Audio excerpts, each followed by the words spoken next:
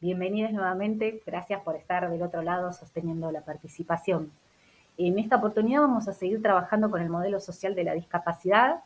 Vimos que este modelo hace hincapié en las barreras sociales, o sea, en el entorno, en el contexto, a la hora de que personas con diversidad de funcionamiento intentan participar de la sociedad y ejercer sus derechos como el resto. Entonces, una primera parte de la clase va a ser un repaso por las limitaciones funcionales que podemos presentar las personas, y ya la segunda parte de la clase se va a abocar al contexto, al entorno, a qué condiciones o qué apoyos debería ofrecer, cómo debería transformarse para incluir esta enorme diversidad humana. En esta perspectiva de inclusión de la diversidad encontramos, por un lado, el enfoque centrado en la persona, que hace poco justamente en la individualidad, en la particularidad, la singularidad de cada persona, en sus fortalezas, sus capacidades y sus limitaciones, para planificar apoyos específicos para la persona. Por otra parte, tenemos el diseño universal o la accesibilidad universal, que es una perspectiva que apunta como de máxima a que ya desde el vamos, los diseños, o sea, cuando se diseñan los espacios, los entornos, los productos, los servicios, etcétera, ya se esté pensando desde el vamos en la diversidad funcional, la diversidad de personas que pueden estar accediendo a esos espacios, esos entornos, esos servicios. Entonces vamos a ver estas dos perspectivas que son complementarias, no se excluyen, sino que son complementarias en profundidad a lo largo de la clase. Entonces repasemos rápidamente qué se entiende por discapacidad del modelo social que se plasma en la Convención. La discapacidad vemos que resulta de la interacción, del encuentro, del ida y vuelta entre, por un lado, las personas con limitaciones funcionales y por otro lado, las barreras que levantamos como sociedad cuando estas personas intentan participar y ejercer sus derechos. Entonces acá estamos viendo nuevamente cómo la lupa está puesta en las respuestas de la sociedad, en las condiciones que tienen los contextos, los entornos, que no habilitan a personas diversas poder participar y acceder a esos entornos. Es decir, las barreras sociales están basadas en la idea de que somos homogéneos, homogéneas, que las personas no son diversas en su funcionamiento. Esto nos retrotrae a la primera clase cuando veíamos el concepto de anormal y versus anormal, cómo se ha construido en la sociedad la idea de que hay una normalidad, un estándar, una homogeneidad de personas que en realidad no existe. Respecto a las dificultades o limitaciones significativas en diversas funciones que podemos encontrar en las personas, estas pueden ser de diferente origen, pueden tener diferentes características, pueden estar condicionadas a su vez por otros factores estructurales como la desigualdad sociocultural, política y económica. En este caso, entonces, podemos hablar, en primer lugar, de dificultades o limitaciones sensoriales que tienen que ver con aquellas limitaciones visuales, la función auditiva, la función visual, aquellas que tienen que ver con la limitación en la función motora o en el funcionamiento de órganos, la visceral, estructuras corporales, digamos, órganos. Y también podemos hablar de limitaciones en cuanto a la función mental, a lo psicosocial y al funcionamiento intelectual. Estas a su vez pueden ser de origen congénito o se pueden haber adquirido a lo largo de la vida por múltiples razones. Pueden presentarse de manera única o múltiples, como por ejemplo una persona puede tener digamos, una limitación visual y también una limitación auditiva o una limitación intelectual y motora, etcétera. A su vez, estas dificultades también pueden tener un carácter temporal o pueden, digamos, tener una naturaleza permanente. Todas estas, digamos, características de las limitaciones en cuanto al funcionamiento de las personas, a su vez, están condicionados por otros factores externos, digamos, que tienen que ver con las desigualdades sociales, culturales, políticas y económicas. Entre ellas encontramos la desigualdad de género, la desigualdad de clase, la de raza y etnia y las vinculadas a la edad. Bueno, y resulta acá oportuno hacer una breve referencia a la relación entre el concepto de interseccionalidad e inclusión social. El concepto de interseccionalidad alude al fenómeno por el cual cada persona sufre opresión u ostenta privilegio en base a su pertenencia a múltiples categorías sociales. Es decir, alude a cómo una misma persona puede sufrir diferentes tipos de desigualdades, discriminaciones, violencias, conforme pertenezcan a determinadas categorías sociales o por el contrario, otras personas pueden gozar de privilegios por pertenecer a otras categorías sociales. Desde este punto de vista, una perspectiva inclusiva parte desde el principio de igualdad de todas las personas en cuanto a sus derechos, reconoce, respeta, valora la diversidad de las personas, cualquiera sea su condición, género, raza, etnia, clase o cualquiera sea su edad. Y la perspectiva inclusiva también reconoce, tiene en cuenta este fenómeno por el cual se concatenan desigualdades sociales múltiples en una misma persona, en este caso con discapacidad. Es decir, las desigualdades sociales basadas en la clase, el género, la raza, la etnia, la edad, se pueden en una misma persona entrelazar y reforzar de una manera muy singular, configurando un espectro de múltiples experiencias de exclusión. Por ejemplo, acá les compartimos unas imágenes de personas con discapacidad que a su vez pertenecen, digamos, a otras categorías sociales que también están atravesadas por la desigualdad, además de sufrir la desigualdad propia que tiene que ver con la discapacidad, ¿no? Vemos, por ejemplo, personas con discapacidad transgénero, vemos personas con discapacidad en situación de pobreza, personas con discapacidad digamos, que pueden sufrir discriminación en razón de su edad, es decir, lo que se conoce como el edadismo o el viejismo, que es la discriminación en base a la edad de la persona, específicamente está atravesada por el género, esa discriminación.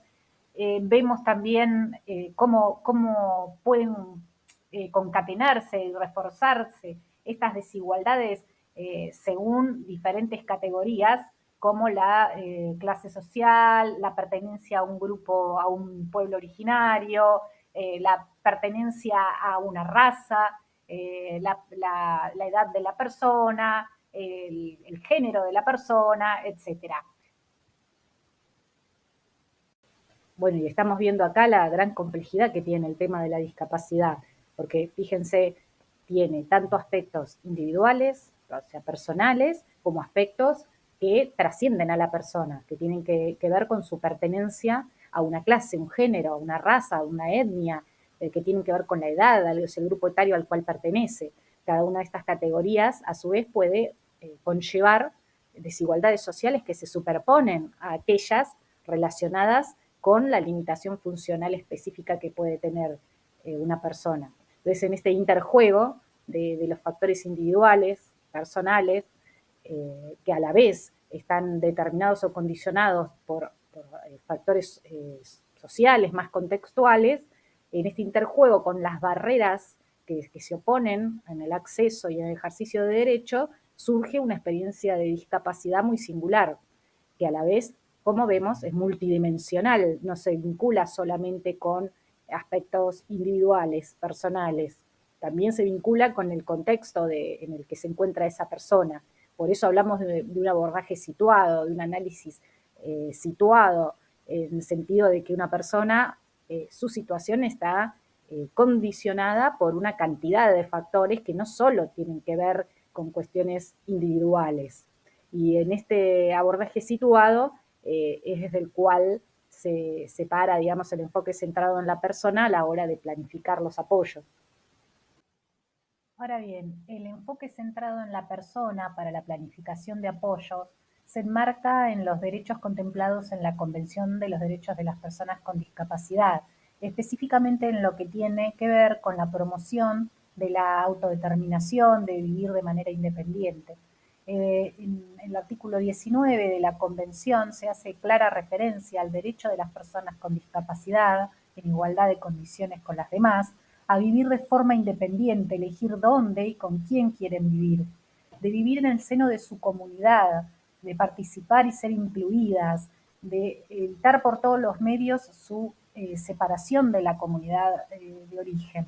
Y para ello la Convención también prescribe que deben estar disponibles servicios de asistencia y apoyos de la comunidad para facilitarle a la persona su vida e inclusión comunitaria. En tal sentido, la planificación centrada en la persona para lo que tiene que ver con los apoyos va a tener en cuenta tanto el contexto de la persona, su microcontexto, digamos, su microsistema familiar, lo que tiene que ver con la comunidad a la cual pertenece, lo que tiene que ver con la sociedad en su conjunto, por la cual también está atravesada la persona. La planificación centrada en la persona por todos los medios va a contemplar y respetar los valores culturales de la persona, sus intereses, sus preferencias, en un claro objetivo de promover su protagonismo en cada una de la toma de decisiones que afectan a su vida. También va a promover el acompañamiento de aquellos y aquellas referentes significativos y significativas de la persona, y no solo va a ser el foco en las limitaciones, sino en las fortalezas y habilidades de la persona. Todo ello para generar apoyos que potencien el ejercicio de sus derechos, que potencien su autodeterminación, de decidir cómo quiere vivir su vida, que fortalezca sus capacidades, sus habilidades y los roles sociales valorados en tanto persona que trabaja, que estudia, que contribuye a la sociedad, y que potencien la calidad de vida de la persona, fortalezcan el proyecto de vida de la persona, fortalezcan los vínculos socioafectivos, promuevan la interacción y la participación plena en la comunidad. Bien, pasemos ahora a repasar algunos datos que ya venimos viendo del estudio del perfil de personas con discapacidad que hizo el INDEC en el 2018. Recordemos que el 10,2% de la población de 6 años y más ya tiene alguna dificultad. La gran mayoría, o sea, el 82% ha adquirido esa dificultad. Y esto es por varias causas, entre ellas la prioritaria es por razones de enfermedad, seguida por razones que tienen que ver con accidentes. Es decir, la mayor población que presenta alguna dificultad y limitación significativa no es que ha nacido con ella, sino que la ha adquirido a lo largo de la vida. Es decir, esto nos puede, digamos, atravesar a todos y todas como sociedad, no es algo que le ocurre solo a ciertas personas o digamos, al momento del nacimiento. No, es algo por lo cual podemos pasar cada uno de nosotros y nosotras en cualquier momento de la vida. La edad en la que hay mayor prevalencia de dificultades, lógicamente es a partir de los 80 años, ahí se da el 46,6%. A continuación le sigue la franja de entre 65 y 79 años y luego entre 40 y 64 años, es decir, a partir de los 40 años ya se empieza a incrementar digamos, la prevalencia de personas que puedan tener alguna limitación o dificultad. En cuanto al sexo, también vemos que prevalece, o sea, la mayor prevalencia se da a partir de los 39 años en las mujeres. Y otro dato significativo es que la mayor parte, casi del 60% de la población que presenta dificultades solo en un área, en una función, o sea, presenta una sola dificultad.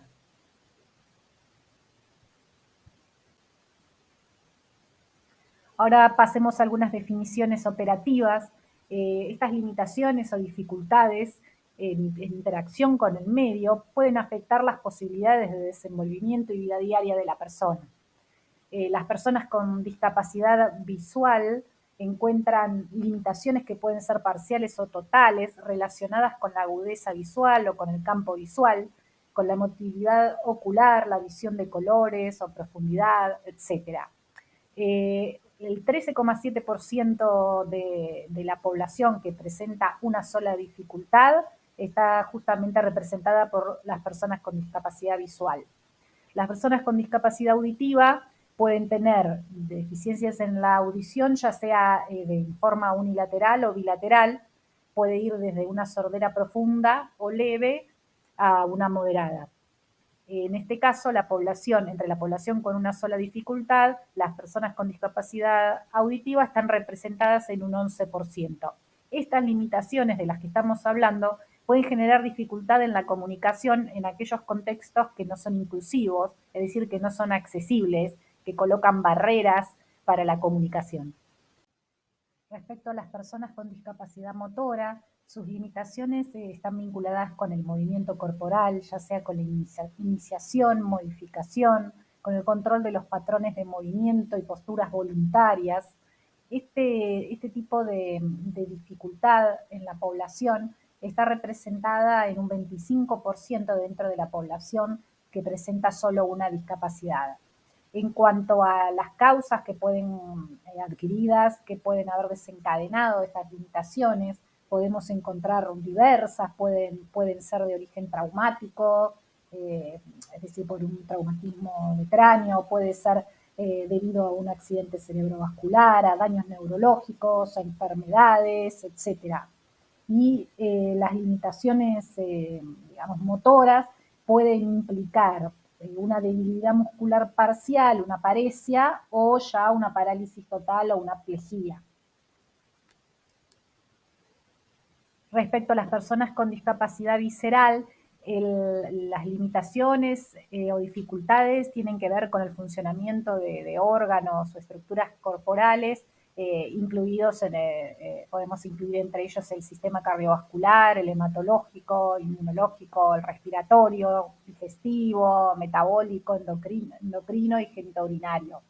Este tipo digamos, de condición es uno de los más invisibles, pero que de todas maneras, digamos, puede implicar una limitación severa en la actividad física, en la capacidad aeróbica, puede generar restricciones para poder llevar adelante la vida cotidiana.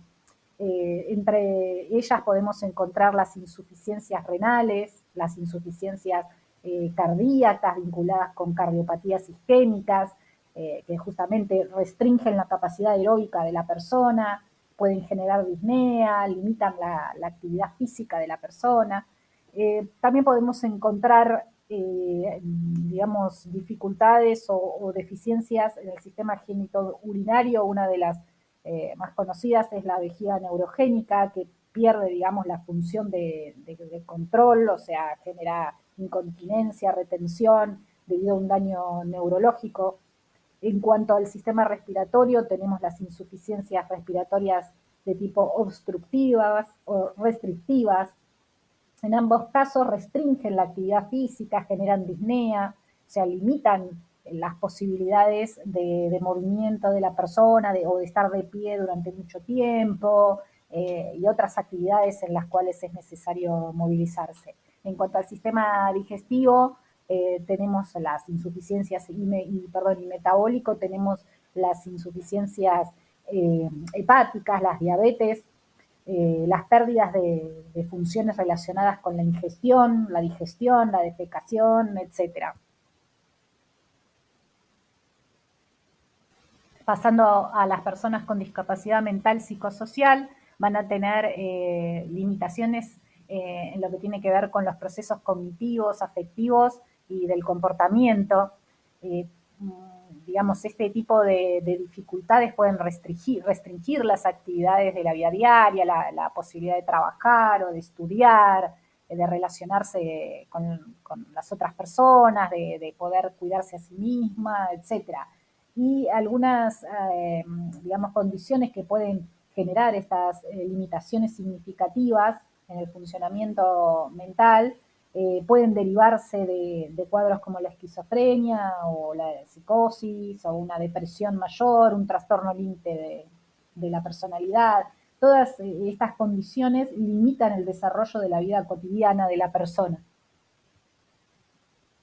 Y por último, las personas con discapacidad intelectual tienen limitaciones en el funcionamiento intelectual y en las habilidades que que hacen a el funcionamiento en la vida diaria, en responder en distintas situaciones y contextos, en relacionarse con las demás personas, algunas condiciones vinculadas con la discapacidad intelectual, una de las más conocidas, el síndrome de Down, o aquellas personas con condiciones del espectro autista, por ejemplo, son algunos conceptos que puede ayudarnos a planificar apoyos para las personas con esta limitación.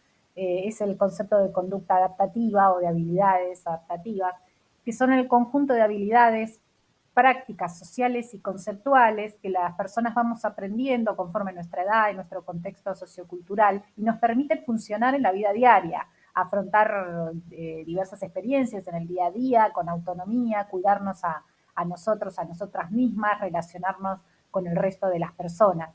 Las habilidades conceptuales que vamos aprendiendo a lo largo de la vida tienen que ver con las habilidades de comunicación, con el lenguaje, con la lectura, la escritura, el cálculo, con habilidades, las que son habilidades académicas, con el concepto de tiempo y dinero, con la autodirección, es decir, con la posibilidad de poder llevar adelante una vida, elegir, digamos, cómo queremos vivir y llevar adelante ese deseo. Las habilidades prácticas son las vinculadas directamente a la vida independiente, son todas aquellas habilidades que tienen que ver con el día a día, con el cuidado de una y de uno mismo, con el aseo, con la alimentación, con el cuidado de la salud, con el cuidado de nuestra casa, del lugar donde habitamos, con mantener nuestro entorno seguro, con el manejo del dinero, con las ocupaciones que llevamos adelante, con poder programar rutinas, con poder desplazarnos, transportarnos, usar los recursos que nos ofrece la comunidad. Y finalmente las habilidades sociales son las que se ponen en juego en todas las relaciones justamente sociales e interpersonales e implican habilidades vinculadas con la responsabilidad, con la autoestima, con el seguimiento de normas y la obediencia a leyes, con la resolución de problemas en el ámbito de las relaciones interpersonales y sociales. Una misma persona puede presentar dificultad solo en ciertas áreas y no en otras, o solo de manera intermitente o por un periodo limitado. Por eso la planificación centrada en la persona, o sea, la planificación de apoyo centrada en la persona, tiene que tener en cuenta e identificar qué habilidades de la persona constituyen sus puntos fuertes y cuáles sus puntos débiles. Una planificación del nivel de apoyo requiere que se conozcan las habilidades y digamos, las fortalezas y los puntos débiles de la persona para poder pensar en el nivel de apoyo que va a necesitar cada persona, ya sea en forma intermitente, o sea, solo en algunos momentos, de manera limitada, o sea, continua, pero por un tiempo determinado, o de forma extensa, o sea, continua, pero en algunos entornos, o ya en todos los entornos y durante toda la vida, que sería un nivel de intensidad máximo en el nivel de apoyo. De esta manera, entonces, recordemos, una persona puede tener necesidad de apoyo en las habilidades académicas, pero no en las sociales, solo requerir el apoyo en ese tipo para potenciar ese tipo de habilidades. O puede tener habilidades sociales, no tener problema en las habilidades sociales, pero sí en las que tienen que ver con el manejo del dinero. Entonces, por eso en todo momento hay que tener en cuenta en qué entornos y qué habilidades son las que van a requerir un apoyo y pensar en el nivel de ese apoyo. El objetivo siempre va a ser mejorar el funcionamiento adaptativo de la persona, su calidad de vida y promover en todo momento su autodeterminación. Y ya pasando al tema de la accesibilidad, tenemos que recordar que la accesibilidad es un derecho y una herramienta de ejercicio de derechos. La Convención de los Derechos de las Personas con Discapacidad contempla el derecho a la accesibilidad y exige a los estados a garantizar el acceso en igualdad de condiciones, tanto en zonas urbanas como rurales, que deben garantizar el acceso a los edificios, a la vía pública, a los transportes, escuelas, viviendas, a los centros de salud, lugares de trabajo, instalaciones abiertas al público en general, deben garantizar el acceso de las personas con discapacidad a los servicios y tecnologías de información y comunicación, así como también deben garantizar que en las instalaciones públicas, en los edificios públicos, haya asistencia humana o animal en el caso de personas ciegas, para poder facilitar el acceso a estos ámbitos públicos, como así también que haya disponibilidad de intérpretes de lengua de señas para las personas sordas. Por otro lado, también exige que los edificios e instalaciones públicas tienen que contar con señalización en diferentes formatos para contemplar justamente las diferentes limitaciones de las personas. Esto es, deben contener señalización en braille o formatos de fácil lectura y comprensión. Todo esto es con el objetivo de promover la independencia y la participación plena de las personas con discapacidad, es decir, para asegurar la inclusión social de las personas con discapacidad en la comunidad. Y esto nos lleva al concepto de accesibilidad universal. Este concepto alude a la condición que deben cumplir los entornos, procesos, bienes y servicios, incluyendo los digitales, para permitir el acceso y uso en condiciones de igualdad, seguridad y comodidad, a todas las personas, del modo más autónomo y natural posible, sin perjuicio de que haya situaciones en las cuales haya que hacer ajustes razonables para que se pueda garantizar la accesibilidad. Este concepto presupone la estrategia de diseño universal, que ahora vamos a ver a continuación. Apunta a una sociedad lo más inclusiva posible, sin desconocer que hay situaciones en las que se hace necesario contar con la implementación de ajustes razonables o adaptaciones personalizadas.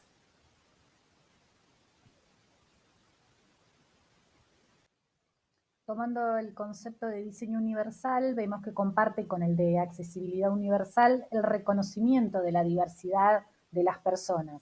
El concepto de diseño universal alude a la actividad por la cual se proyectan entornos, productos y servicios utilizables por todas las personas en la mayor medida posible sin necesidad de adaptaciones. Es decir, busca beneficiar al conjunto de la sociedad, a personas de todas las edades, con o sin dificultad.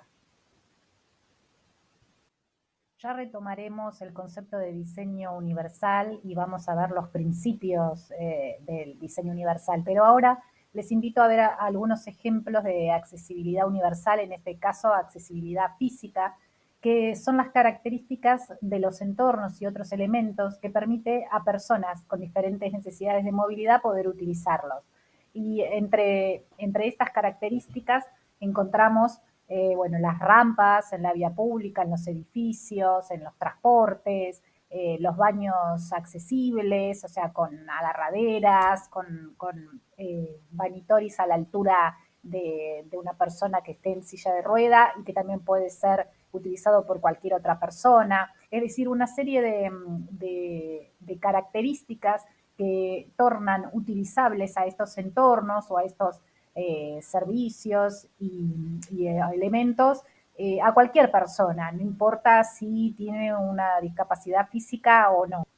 Es decir, a todos y todas nos hace justamente la vida más fácil y confortable y nos facilita la utilización de los entornos o los servicios, este tipo de características que pueden cumplir los entornos. En cuanto a la accesibilidad sensorial, son las características de los entornos u otros elementos que permitan el acceso de forma sensorial a personas con diferentes necesidades de visión o de audición.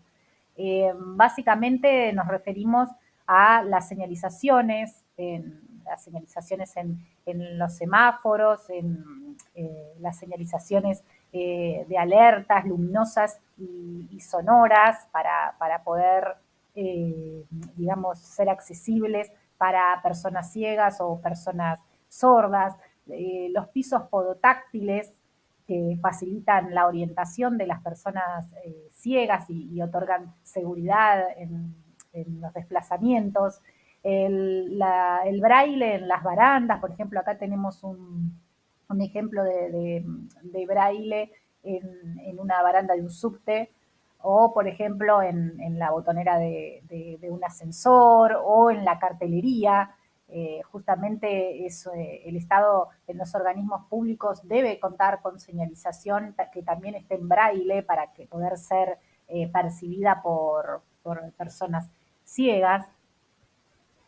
O sea, este tipo de características deberían estar presentes en todos los entornos para que puedan ser utilizables por todas las personas con cualquier tipo de diversidad que tengamos. Pasemos ahora a la accesibilidad cognitiva, que como venimos viendo, siempre vamos a estar hablando del entorno, de las condiciones del entorno, de los productos, servicios, dispositivos, etcétera.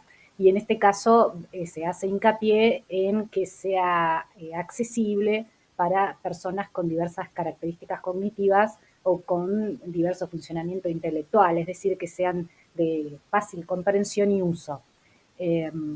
Básicamente nos referimos a los pictogramas, a las imágenes que acompañan los textos, a los mapas, a los textos en lectura fácil, que son todos, digamos, recursos que facilitan la comprensión y uso de los servicios y de los objetos a personas diversas. Por ejemplo, acá tenemos unos ejemplos de pictogramas de señalización que ya los deben conocer. También tenemos un ejemplo de un mapa. Seguramente habrán visto muchas veces el loguito de usted está aquí en diversos mapas que pueden estar tanto en los espacios públicos como adentro de los edificios, donde nos ayudan a ubicarnos fácilmente a través del dibujo, de la imagen, ¿no? Y para nuestros trayectos nos van a servir las imágenes acompañando los textos, como por ejemplo imágenes que acompañen alguna guía de paso a paso o las recetas para la familia de gastronomía. Todas estas imágenes que acompañan los textos facilitan la comprensión y el uso tanto a personas que puedan tener un funcionamiento intelectual diverso como a todo el mundo, porque digamos facilitan, nos ayudan a comprender más rápidamente, porque son dos formas de transmitir una información, o sea, se amplía la cantidad de formas de transmitir una misma información, así que nos facilita la comprensión a todos, incluyendo por ahí a personas migrantes que todavía no manejan el idioma, a personas adultas mayores que tal vez tienen alguna dificultad para comprender cierta información, a niñes, es decir, generan una accesibilidad justamente universal. Y en relación a la accesibilidad cognitiva y a la lectura fácil, podemos tener acá algunas pautas para facilitar la lectura. Algunas pautas o recomendaciones usuales son utilizar un lenguaje directo, vocablos conocidos de uso frecuente, habitual, implementar oraciones cortas de una sola idea, con una sola idea, no utilizar metáforas ni palabras ambiguas o muy abstractas, utilizar pocos adjetivos y las fuentes que implementemos, preferentemente sin serif, o sea, no esas fuentes decorativas, con arabescos que digamos, resultan confusas, en un tamaño superior a 12 o 14 puntos, preferentemente. Se sugiere también el espaciado, un buen espaciado entre líneas y párrafos y un buen contraste entre el texto y el fondo. En cuanto a la distribución de los conceptos en un texto para que sea de lectura fácil, se sugiere que se armen listas numeradas o con viñetas. La alineación preferentemente que sea a izquierda y se pueden utilizar colores para hacer diferenciaciones, digamos, que sean necesarias en el texto y acompañar con ilustraciones o pictogramas para reforzar los conceptos y de esta manera favorecer la comprensión del texto. También se sugieren algunas modificaciones ambientales que favorecen la accesibilidad cognitiva, especialmente para personas con condiciones del espectro autista, reducir al máximo el ruido ambiental, evitar la luz artificial, maximizar el uso de la luz natural y no sobrecargar de estímulos visuales. Pasando ahora a lo que tiene que ver con la accesibilidad digital, entendemos que el concepto alude a la posibilidad de que toda información o contenido disponible a través de soluciones tecnológicas, ya sean en la web, móvil, internet, redes, sean perceptibles, comprensibles y utilizables independientemente del software, la infraestructura de red, el idioma, la cultura, la localización, la condición física o mental de cada uno de los usuarios y usuarias. Es decir, nuevamente, que pueda ser utilizable, perceptible y comprensible por cualquier persona con cualquier tipo de diversidad en su funcionamiento. Recordemos que muchos servicios y productos importantes en la vida cotidiana se vinculan justamente con el uso de Internet y los dispositivos digitales, es decir, es una accesibilidad clave en lo que tiene que ver con la inclusión de las personas, la inclusión social, y que además, a través del acceso digital, también no solo nos informamos o nos comunicamos y accedemos a contenidos culturales, sino que realizamos una gran cantidad de gestiones todos los días, o por lo menos en forma cotidiana, y nos permite justamente el acceso digital nos permite actuar con autonomía. Por ejemplo, todo lo que son trámites, muchos trámites, inscripciones, todo tipo de gestiones bancarias, etcétera, cada vez se hacen más a través de la web. Y poder tener acceso a la web justamente nos otorga mayor autonomía, mayor independencia. La accesibilidad digital se rige por 4 principios generales en cuanto a los contenidos y la información disponible en la web, y estos tienen que ver con el carácter perceptible que tiene que tener, comprensible, operable y robusto. En cuanto a lo que tiene que ver con el principio perceptible, debe ser accesible de forma visual y auditiva.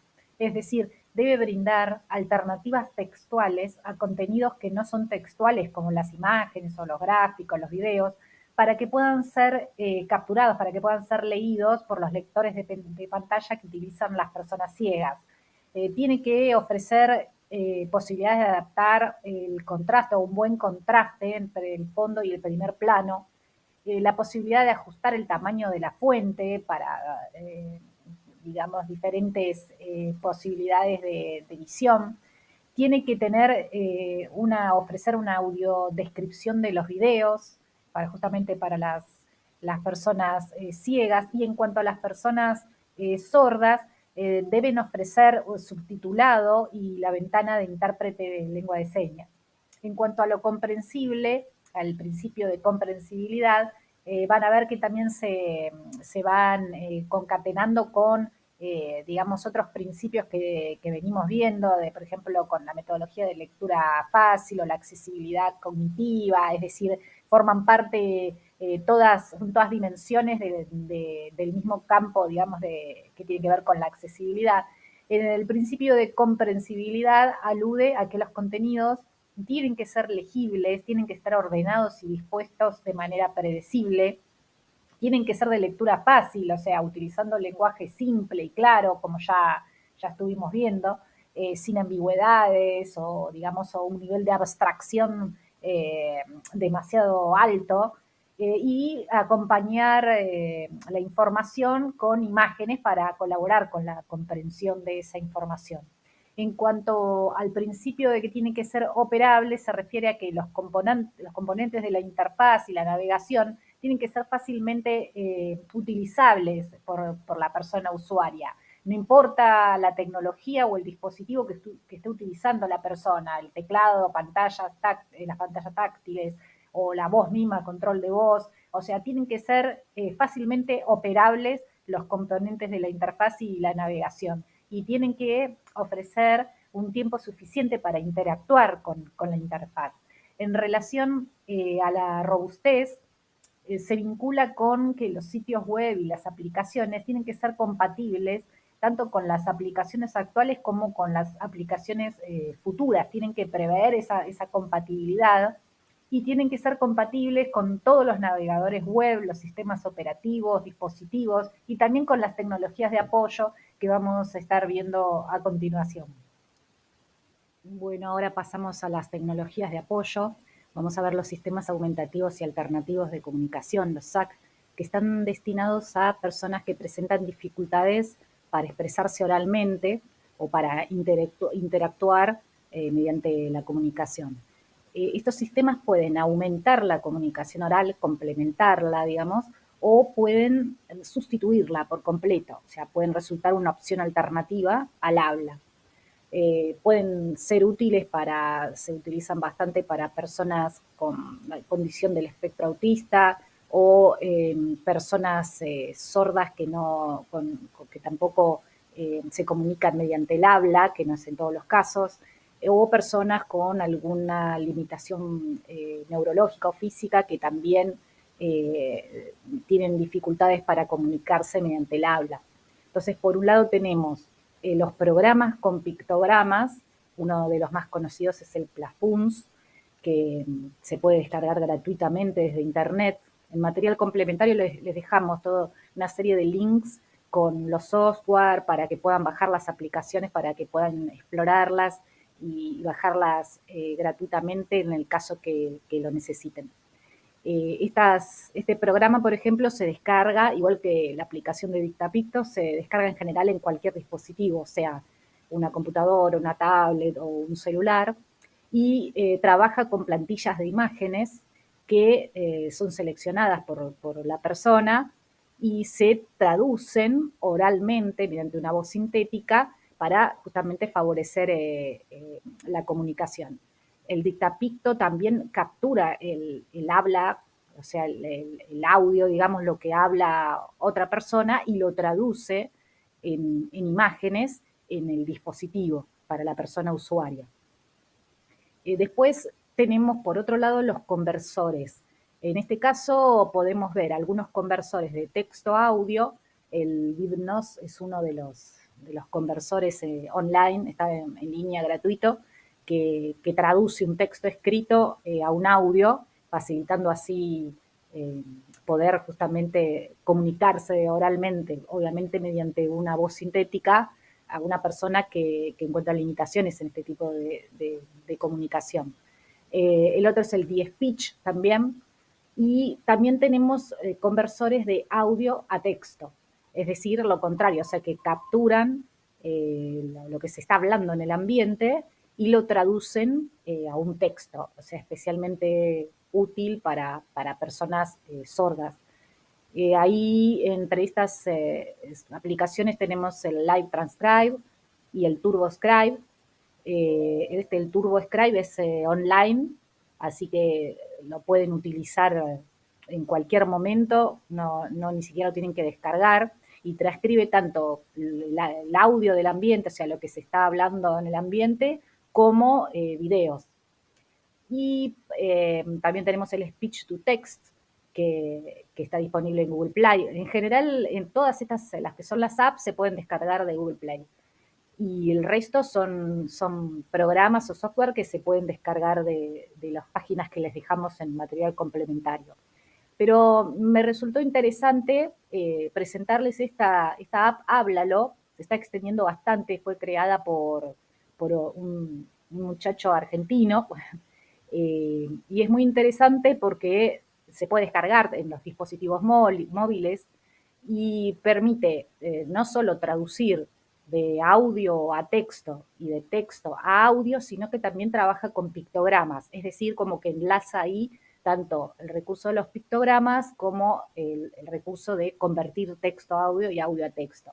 Ahora vamos a presentarles un videíto para que puedan conocer este tipo de tecnología como el Háblalo, que es también de descarga gratuita y que se está usando, lo están incorporando también comercios, entidades bancarias, organismos del Estado, lo están incorporando este tipo de aplicación para justamente favorecer la comunicación frente a la gran diversidad de personas que hay.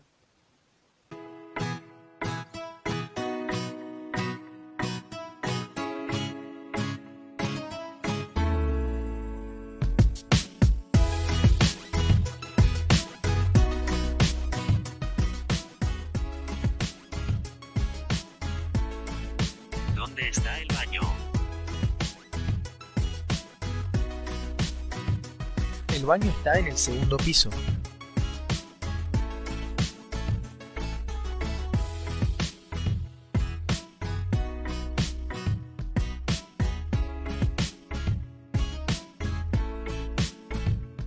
Gracias.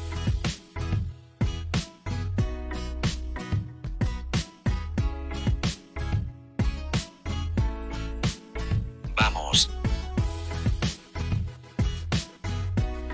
Dale, volvamos.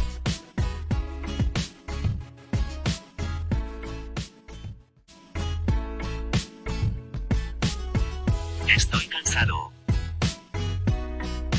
Me duele la espalda. Quiero dormir. Sigamos con las tecnologías de apoyo. Acá podemos ver ejemplos de tecnologías de apoyo para limitaciones o dificultades motoras y visuales. Encontramos los teclados braille, los dispositivos lectores y editores de texto que también responden al dictado de voz. En este caso les estamos compartiendo un ejemplo que es el Prócer 3. Justamente Andy se entregó recientemente este dispositivo, hizo la primera entrega de dispositivos Prócer a estudiantes de nivel medio con discapacidad visual provenientes de diversas provincias del país. Después les compartimos un videito para que vean cómo funciona el dispositivo. Realmente facilita mucho la actividad, digamos, de los estudiantes. Por otro lado tenemos los sobreteclados que, digamos, evitan los errores involuntarios por la falta de control, la dificultad en el control motriz, el control de los dedos y de las manos. Tenemos los mouse tipo pulsadores o tipo joystick, los mouse que se pueden también adaptar con brazos articulados para acomodar la altura y la posición, etcétera. Por otra parte, los software que seguramente ya conocen, lo que es lectores de pantalla, tenemos el JAWS, el NVDA, el Google Talkback. Estos son ejemplos que les estamos compartiendo, pero seguramente van a encontrar muchísimos en la web. De todas maneras, ya les digo, les sugerimos los links en la bibliografía ampliatoria para por si quieren levantar desde ahí la información, ir a los portales.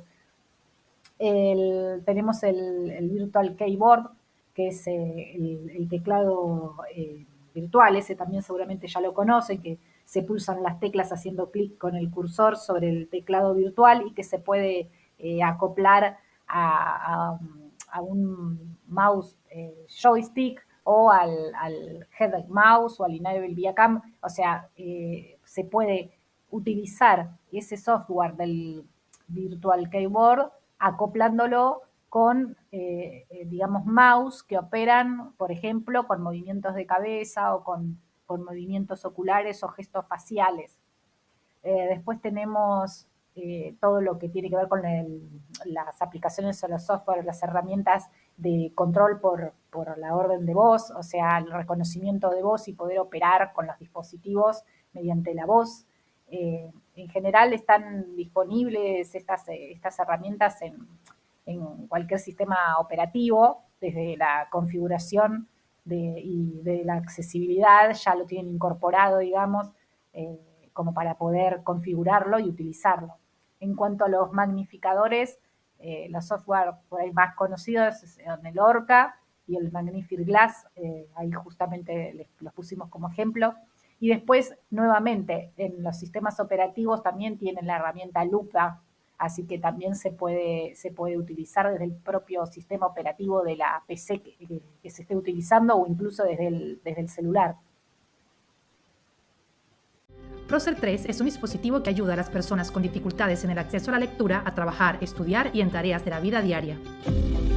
Facilita la captura de textos e imágenes desde distintas fuentes como un escáner portátil, un pendrive, la nube o una cámara, que puede estar adosada a un anillo o a un par de lentes. Leer con la cámara externa. El arte de las distribuciones, la disciplina. Ciudad de Buenos Aires. Prócer 3 permite crear y editar documentos dictando o a través de un teclado, adjuntarle notas de voz y compartir fácilmente el contenido. Cami, fui hasta la farmacia. Besos. Además, puedes leer textos manuscritos, carteles e identificar envases de productos de uso cotidiano y billetes. 500 pesos. Los textos pueden reproducirse en cualquier lugar y en cualquier momento. Prócer, tecnología inclusiva. Este dispositivo Prócer, como les decíamos, fue entregado a estudiantes de nivel medio en 2023 bajo el programa de ayudas técnicas, ¿no?, para personas con discapacidad. Y hablando de ayudas técnicas, repasemos rápidamente a qué nos referimos. Nos referimos a los aparatos, equipos, dispositivos que mejoran la capacidad de funcionamiento de las personas, les posibilita mayor autonomía en los movimientos, en su desarrollo y desenvolvimiento cotidiano, le generan más seguridad, más comodidad y les ayudan a mejorar en general, ¿no?, su calidad de vida y por lo tanto a favorecer también la inclusión social. Acá tenemos algunos ejemplos, desde las sillas de ruedas o las sillas sanitarias hasta todo lo que tiene que ver con ortopedia, con prótesis, con bastones y andadores, camas ortopédicas. También tenemos los audífonos, los dispositivos para discapacidad auditiva. Tenemos para las personas ciegas la famosa máquina Perkins que imprime en braille, y esta es una de las máquinas que trabaja la asociación Tiflonexos y que también tienen el link en material complementario de la clase. Otro tipo de ayudas técnicas son las lupas, que pueden ser tanto manuales como electrónicas para favorecer la lectura o la visión a personas con visión reducida. Ya pasando a personas con ceguera, tenemos los bastones, el verde y el blanco, que sabemos que el blanco se utiliza para personas totalmente ciegas, el verde para personas con baja visión, y recientemente también salió el bastón rojo y blanco, se empezó a utilizar, que lo que indica es que su usuario tiene tanto ceguera como sordera. Y ya después de este recorrido repasemos un poco lo que tienen en común los conceptos de accesibilidad universal y de diseño universal. Recuerden que ambos conceptos apuntan a un reconocimiento explícito de la diversidad entre las personas, buscan un objetivo de beneficiar a todas las personas sin importar su condición o su edad, promueven los derechos, la participación y la inclusión de todas las personas en todos los entornos, en lo que son los servicios, en el uso de productos, etcétera, como estuvimos viendo hasta ahora. Eso no quiere decir, como dijimos antes, que se opongan digamos que estos conceptos se opongan a las situaciones particulares en las que se hace necesario implementar ajustes razonables o apoyos específicos para la persona, pero sí que se proponen como horizonte, digamos, una sociedad lo más inclusiva posible, donde no hagan falta, digamos, hacer adaptaciones para poder participar en la vida social. Y ahora sí, como les había anticipado, vamos a hacer un recorrido por los principios generales del diseño universal. Recuerden que el diseño universal es la actividad, o sea, la creación de productos y entornos diseñados de modo que sean utilizables por todas las personas en la mayor medida posible sin necesidad de adaptaciones. Bueno, tenemos entre los principios el equitativo, que hace alusión a que los diseños deben ofrecer entornos, productos que puedan ser usados de idéntica manera o, si no es posible, de una manera equivalente a todas las personas, que tengan las mismas garantías de seguridad y privacidad para todas las personas, que no impliquen estigmatización o segregación de ningún tipo, y que el diseño también sea agradable, o sea, atractivo para todos y todas. Asimismo, el diseño tiene que cumplir con el principio de flexibilidad, es decir, tiene que tener y ofrecer un amplio rango de posibilidades para diversas preferencias y capacidades, ofrecer opciones en los modos de uso, poder utilizarse tanto con la mano derecha como con la izquierda, poder adaptar el producto o el servicio o el entorno al ritmo de la persona usuaria, facilitar la exactitud y la precisión.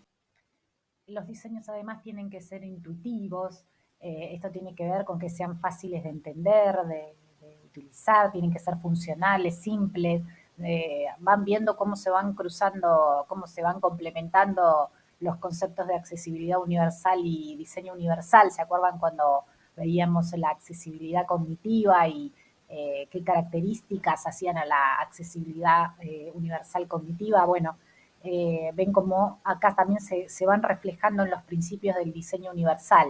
Entonces decíamos que el diseño tiene que ser apto para un amplio rango de alfabetización y habilidades lingüísticas. Debe ordenar la información o presentar la información según un orden de importancia para facilitar la comprensión.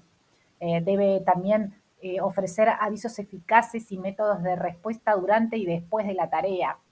En cuanto a la información perceptible, acá también, si se acuerdan cuando vimos accesibilidad sensorial, van a ver que comparten el mismo objetivo, ¿no? Del acceso a la información por personas con limitaciones sensoriales.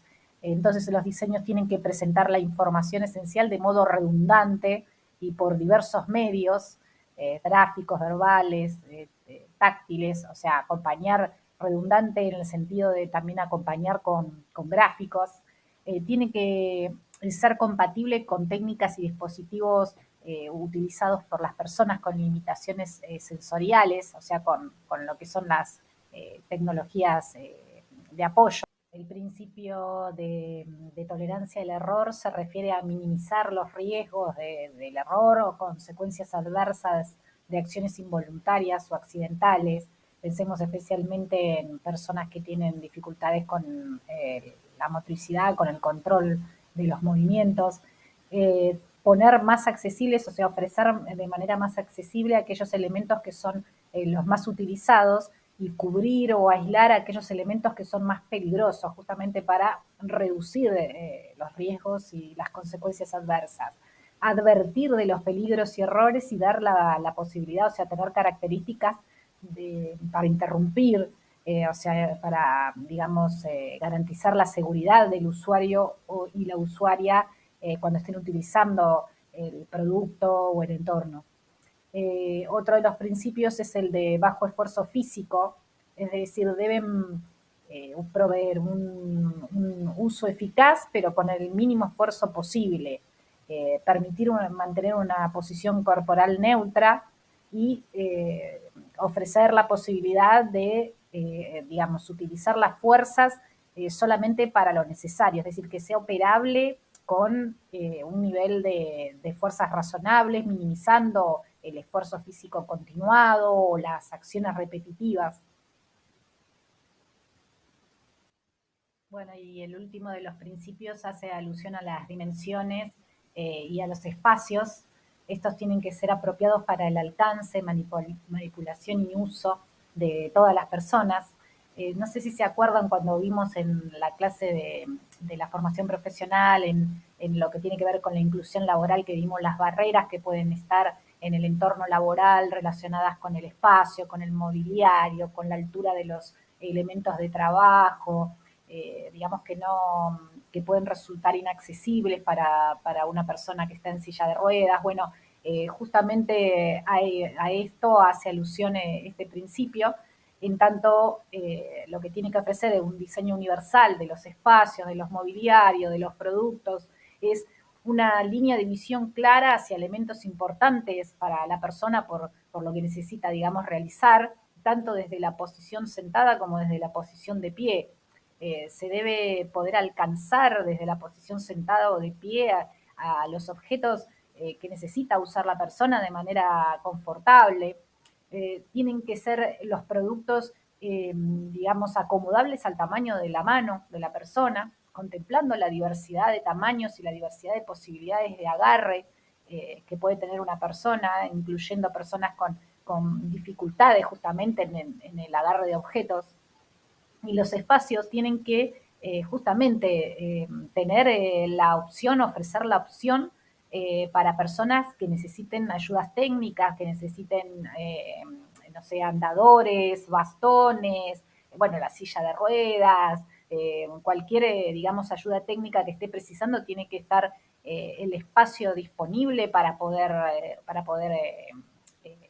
utilizar sus ayudas técnicas, para poder también utilizar el espacio, o mismo con lo que tiene que ver con los desplazamientos con la silla de ruedas, tiene que haber un espacio suficiente como para que todas las personas, incluyendo las personas que se trasladan, se manejan en silla de ruedas, puedan circular libremente, sin dificultad, sin barrera por los espacios. Inclusive tienen que haber espacio disponible por si hay personas que necesitan de asistencia personal, de un intérprete de lengua de señas, o personas ciegas que necesitan, digamos, un perro guía. Bueno, los entornos tienen que contemplar espacio suficiente para que tengan lugar estos apoyos y estas ayudas técnicas para todas las personas que así lo necesitan. Y ya para ir cerrando, después de este recorrido que hicimos por las condiciones que deberían cumplir en los contextos, los entornos, los productos, los servicios para ser universalmente accesibles, para albergar la diversidad humana, ya nos vamos aproximando entonces al concepto de accesibilidad educativa. Mi compañera Silvia Gravina va a dar una clase específica sobre diversidad de estrategias para la enseñanza y cómo aplicar el diseño universal en el aprendizaje, pero acá ya estamos viendo cómo se entrelazan tanto el concepto de accesibilidad universal como el de diseño universal con la accesibilidad en el ámbito educativo y el diseño universal en educación, en el sentido de que la accesibilidad educativa va a buscar, al igual que buscan todos los tipos de accesibilidad, que todas las personas, no importa su condición, puedan transitar de manera efectiva por los entornos, los contextos educativos, que puedan utilizar, puedan acceder a los recursos y servicios de ese entorno educativo y puedan de esta manera participar plenamente, no solo ingresar al ámbito educativo, sino aprender, poder permanecer y egresar, ¿verdad? Y el diseño universal para el aprendizaje va también a estar vinculado con las condiciones diversas que deben tener los entornos y nuestras prácticas de enseñanza para ser inclusivas para todo tipo de funcionamiento.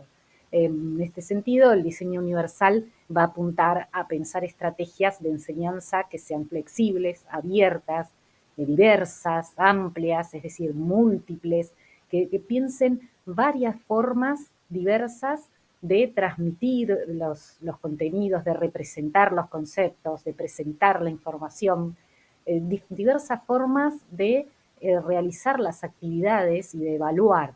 Es decir, siempre vamos a estar pensando en ampliar las opciones, tal como venimos viendo, ampliar las opciones, los recursos, las formas, para que sean compatibles con la gran diversidad de personas que nos vamos a encontrar en el ámbito educativo y en cualquier ámbito.